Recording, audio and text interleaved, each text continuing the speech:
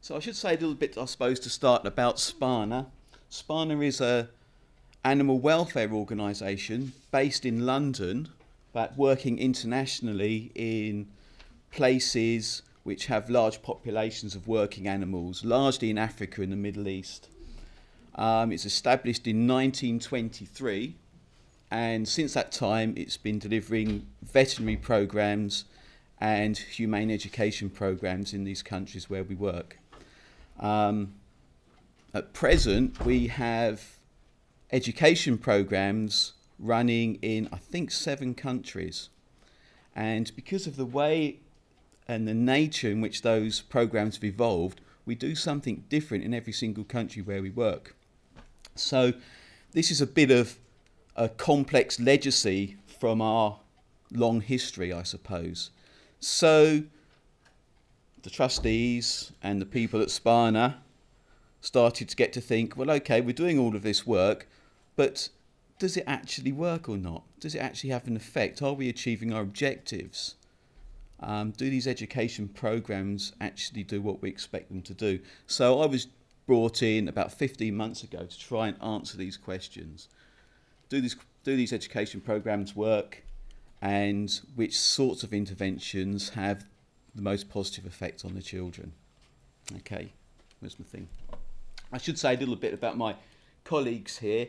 Diana Hume is sitting at the back there. She's the education director at SPANA. My other colleague here, Nagatu, is a veterinary epidemiologist. He's also the director of the program in Ethiopia, and so he was involved in collecting the data and managing the process in Ethiopia, and the development of this questionnaire happened in that context, in an Ethiopian context. Okay. So, coming out of this completely out of discipline, I've never heard of anthrozoology 2 years ago at all, and I've never heard of SPANA 2 years ago either. What do you do when you come out of something out of context and you have to get into the field really quickly? Well, you find a good review paper, and this is the review paper I found, which has been absolutely excellent for me. So I used this for my inspiration for developing an instrument, a measuring instrument for measuring the effectiveness of our education program in Ethiopia. What I took from Muldoon's paper, Muldoon and colleagues, is this conceptual framework that caring behaviour for animals is underpinned by these 3 related constructs, if you like: knowledge about animals, attitudes towards animals, and empathy for animals. And I should say our education programs that we have running are not intended particularly to increase children's knowledge, biological cognitive knowledge about biology or about animals. They are intended to impact on the affective domains of learning, about their empathy and their attitudes towards animals, and hopefully in a way that they will take with them into their adult lives. Okay, so I took this as my inspiration for designing a questionnaire, but in reading that review paper I also noted that a lot of the studies that have been done that had led to this kind of conceptual framework have been done in the context of a North American or a European white kind of cultural background. Okay, and I was working in a very different context, which was Ethiopia. So I thought I'll just tear all that up and start and do something from scratch. Maybe not the best idea, but that's what I decided to do. Okay, so how do you operationalize that conceptual framework? Well, perhaps the best way to describe that is to give you an example. And this is an example that children in Ethiopia would be very familiar with, so it's meeting that expectation, I suppose. I didn't actually use these questions in the questionnaire, but it kind of informs my kind of thinking as I wrote the items in the questionnaire. So, children in Ethiopia would be familiar with this. You are the owner of a horse and cart which you use to make a living. One morning you notice that your horse is slow and lethargic. it is obviously sick. So taking that scenario, we can ask a number of questions. For example, will your horse be able to work as hard today as it did previously? Okay, yes or no. So a dichotomous response. And I view that as being part of the knowledge domain. And as I say here, we're not trying to get at children's biological knowledge about animals here. It's a general knowledge about animals that we're trying to tap into. Okay, so yes or no. Taking the same scenario, okay, is it okay to work your horse even though you know it is sick? Okay, different question, same scenario, and that's about attitudes, and obviously that's got a high cultural loading. Okay, so that's quite interesting. Third question, do you think the horse feels well enough to work? And that is what I have conceived as measuring empathy. Okay, I'm really interested in this idea of empathy, and I know this is a complicated construct, and if anybody at all knows anything about empathy and can help me, I'd really like to talk to you. Okay, so this is how I operationalized that idea. Okay, this is my colleague Dr. Nigatu.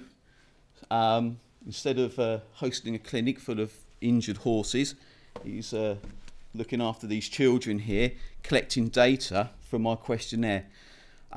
We developed a questionnaire with 151 items, dichotomous items with those yes, no, true, false type responses. They were written initially in English and then translated into the local Ethiopian language used in this part of Ethiopia, which is Amharic. Now, 151 items is too many to give to children in one go. So these were split over 6 different questionnaires, okay, with overlap in items between the different questionnaires, so that would facilitate equating of the questions to produce one scale altogether. Okay, so I think all of the children saw 62 items. They had a couple of practice questions, such as Ethiopia is a country in Africa, yes or no, just to get an idea about how to do it.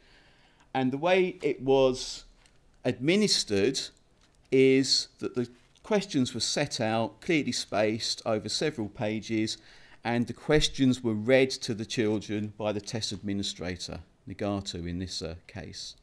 So that enabled Nigatu to control the pace at which the assessment was administered. All of the children finish at the same time. It has lots of advantages doing it that way. We wanted to keep it quite pacey so that children didn't get bored and went with their first gut feeling when they were making their responses rather than overthinking about it. Okay, it took the children, together with gathering some demographic data on animal ownership and things like that, it took them less than half an hour from walking into the classroom to walking out again. Okay, so we gathered that data. That was given to 720 children in 3 schools in Ethiopia where we work. And my approach then to analysing the data that we collected is a Rash Modeling approach. Now, we've heard a little bit today about, in the plenary session, the importance of producing measurement in psychology, and we had an excellent paper earlier on about the validation of a scale for measuring speciesism. And what was spoken about with those scale development techniques is a development kind of methodology based in classical test theory. Okay, so I'm going to talk about a different way of doing it, which is what I'm more familiar with and I think is a very useful way, which is Rash Modeling. So I need to tell you, perhaps you're not very familiar with it, I need to tell you perhaps a little bit about Rash Modeling. Ordinal level data is often used to quantify continuous traits, and this is a real problem. When we give in education or psychology, or more generally in the social sciences, when we give questionnaires to people, we're collecting ordinal level data, and then we pretend that we have continuous interval level data and that it's a measurement that we've actually got now, and we treat it like it's a measurement, and we do all sorts of fancy statistics on it to hide the fact perhaps that perhaps our data is not what we think it is. Okay, it's a bit of a problem. What Rash modeling does is it effectively, if you meet the conditions of the model, it effectively turns your ordinal level data into interval level data. It is the difference between counting and measuring. We're turning our counts into measures. Okay. So interrogating the model gives us useful information about the quality of the measuring instrument, the scale that we're developing. In particular, it tells us stuff about the reliability, okay, which you'll be familiar with. It tells us about the Uni Dimensionality of the scale. In other words, any good measuring instrument should only be measuring one thing at a time. If it's measuring more than one dimension at a time, it's not a measurement that you're getting. Okay, so unidimensionality is a really important aspect. And invariance is another important aspect of measurement. If you're using a measuring instrument, the measurement that you get should be independent of the thing that you're measuring. Okay, a thermometer that measures the temperature of a cup of coffee and the temperature of a cup of tea differently based upon whether it's tea or coffee is not a good thermometer. It needs to be able to measure it based upon what the temperature of the liquid is. Okay, so invariance is an important thing. So obviously unidimensionality and invariance are important aspects of what we would call construct validity. And I know in classical test theory you look at that by looking at these kind of divergent reliabilities and so on. This is another way of looking at it, which I think is really useful. Okay. So, we built our Rash model with some data. As I said, we had 151 items. We had 720 scripts from the children, of which we had to abandon 21 of them as spoilt scripts. So we had 699 left over. We run the data through a Rash model, and in converting our questionnaire counts into a measurement, it actually converts them to a logic scale.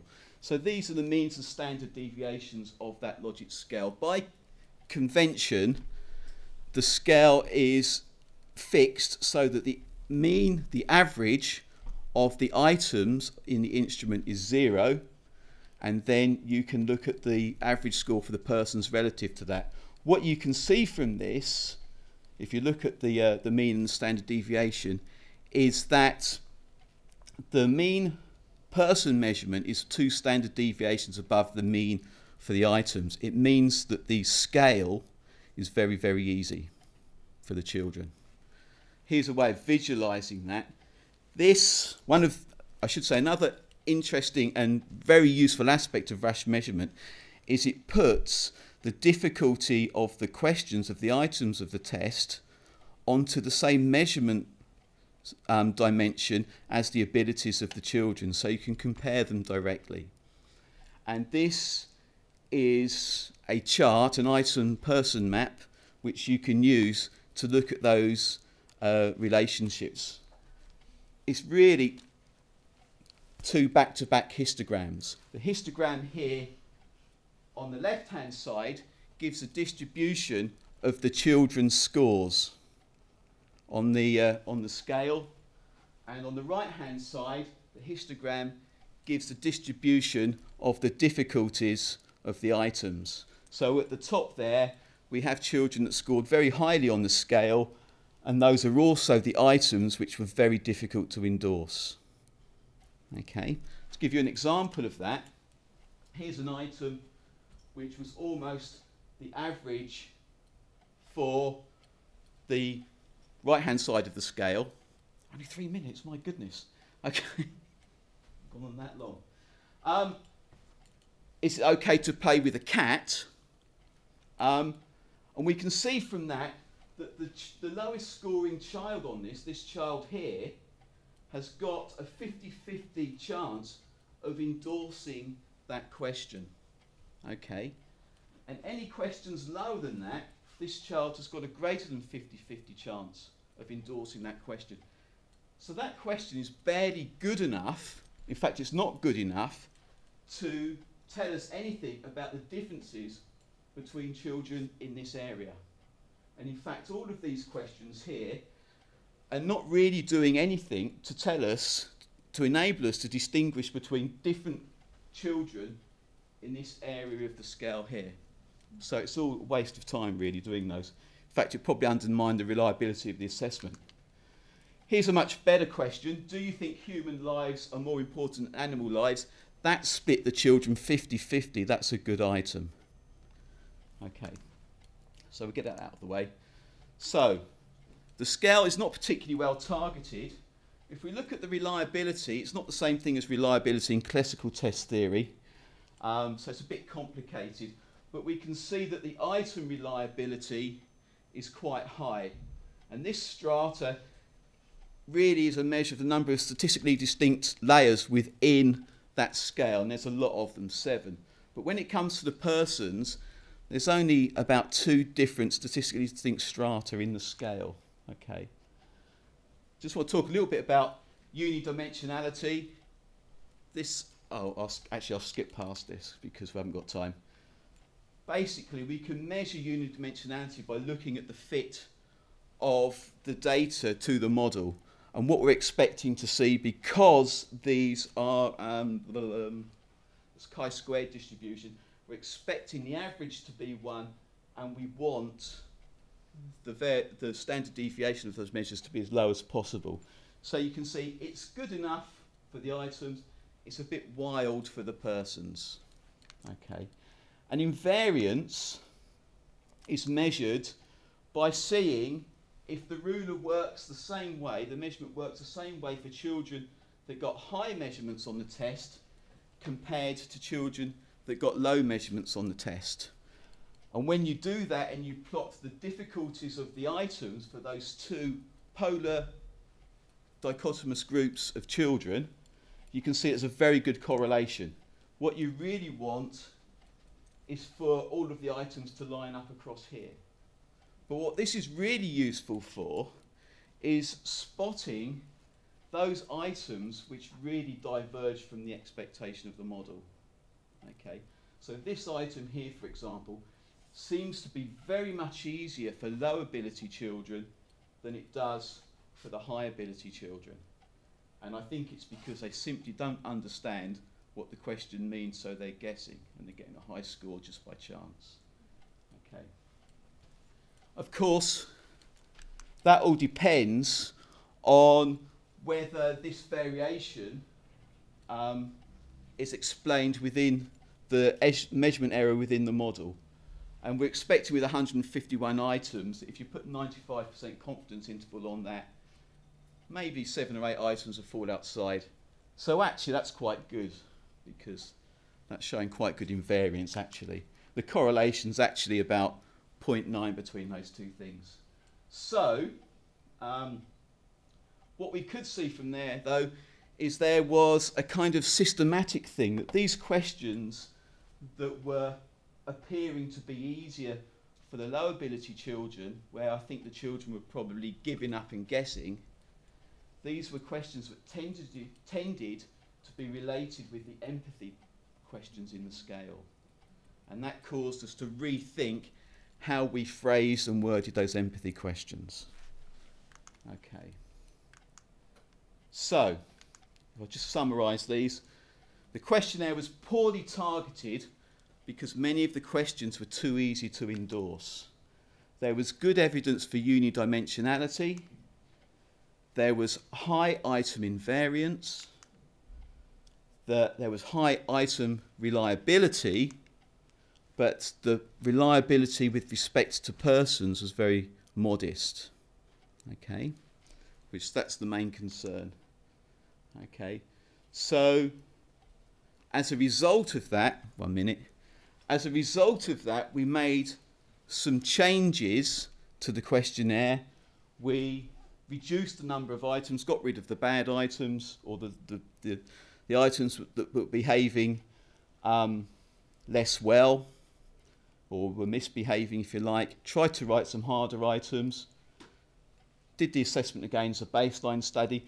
And what we found, this is summary statistics with respect to the items in the test, what we found is that we got improvements across the board.